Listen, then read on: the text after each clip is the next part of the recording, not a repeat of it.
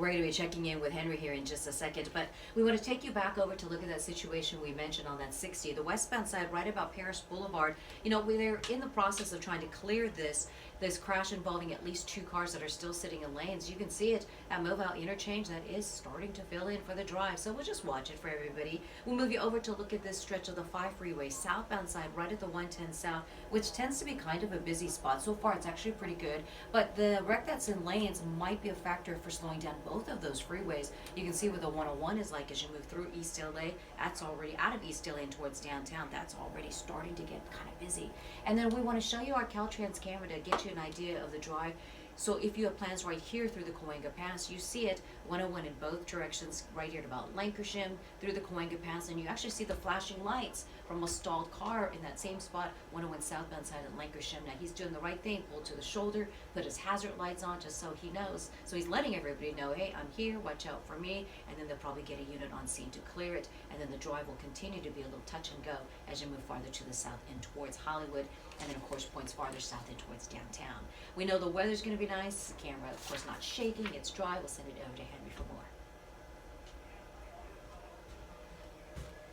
Hi, everybody. Thank you so much for allowing me to be a part of your career day in Vegas. Here in LA, we have a lot of things going on. So I'm just going to take out my IFB and I want to show you that is where my producers are. They do traffic and weather. They're building graphics and all kinds of stuff. So maybe I'll show you them in just a second. I am the traffic anchor for the KTLA Morning News and for On Air with Ryan Seacrest, 102.7 KIIS-FM. And so I want to show you, this would be my microphone. I used to have another one, but the other one broke. Headphones. In fact, let me see if I can turn it up just a little bit. And that's KIIS-FM that's playing right now. So that's coming through my headphones, and I listen to them, and then I stand by. We talk on Slack in order to figure out the timing. I want to show you there. You can kind of see me. Again, teleprompter, which I actually don't use because I don't need it. I freestyle everything. And this is just kind of my space. I'm going to do this so you can see everything here. One of my monitors, my heated lamp, all kinds of other good stuff here in my traffic center. So thank you again for letting me be a part of this. I want to let you know that I encourage all of you guys, whatever it is that you want to do, just give it your all. That's the first thing I want to tell you. Secondly, my career path, I went to USC. I graduated in broadcast journalism and political science, and as soon as I graduated, I moved to San Diego and I started working at a radio station there. Radio was always my first love, and after that I ended up moving to Huntsville, Alabama. And you'll hear from my husband, Mark Kono. He'll also talk about how sometimes in these careers we do have to move. I moved to Huntsville, Alabama after San Diego.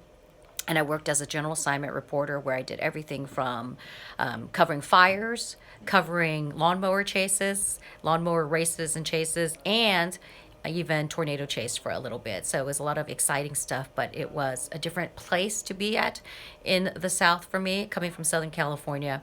Then I moved back to Southern California and I started working in traffic. And that's kind of the tip that I want to give everybody, first of all, is to really kind of have an idea of what you want to do in your career, because I think that it's really important that if you know what you're doing, then you know what you want to do, then of course it gives you a great opportunity to be able to kind of guide your own path.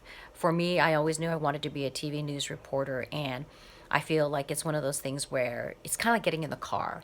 If you don't know your destination, then it's really hard to know what route and what roads to take to get to your destination. So that's why I would suggest to people, have an idea, and hopefully that will help you direct yourself to the right career path.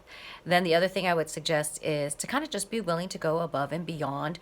When I started working, I did fly a little bit in helicopters and planes, and then when I got interviewed for a job in traffic, they asked me, would you be willing to fly? And I said yes, because I was familiar with it, and I ended up getting a job doing a split shift, mornings and then late afternoons into the evening, covering traffic in both the helicopter and the airplane.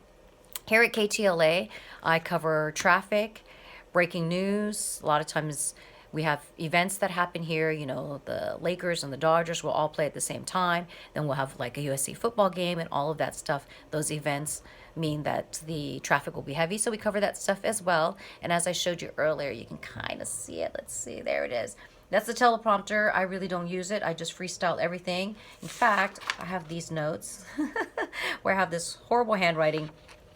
And what I do with that is, of course, I just talk kind of off the top of my head based on my knowledge of traffic. Just going to move it a little bit here so you get a different view of some things. Third, I just want to encourage you guys to go out there and do what it is that you love and want to. In between, sometimes stuff will pop up and you never know where your career path will take you. I spent 5 years at KFI as their morning news anchor, weekend morning news anchor, and I spent a lot of time in film and television. I worked for a producer who did Mel Gibson's first movie. I did a lot of background work. I thought I was going to act, that kind of thing, but my first love being both radio and television news. I encourage you to just go for it, and if you want to contact me and you have some other questions, you can always reach me. Email ginger.chan@ktla.com. I wish you the best, and again, thank you.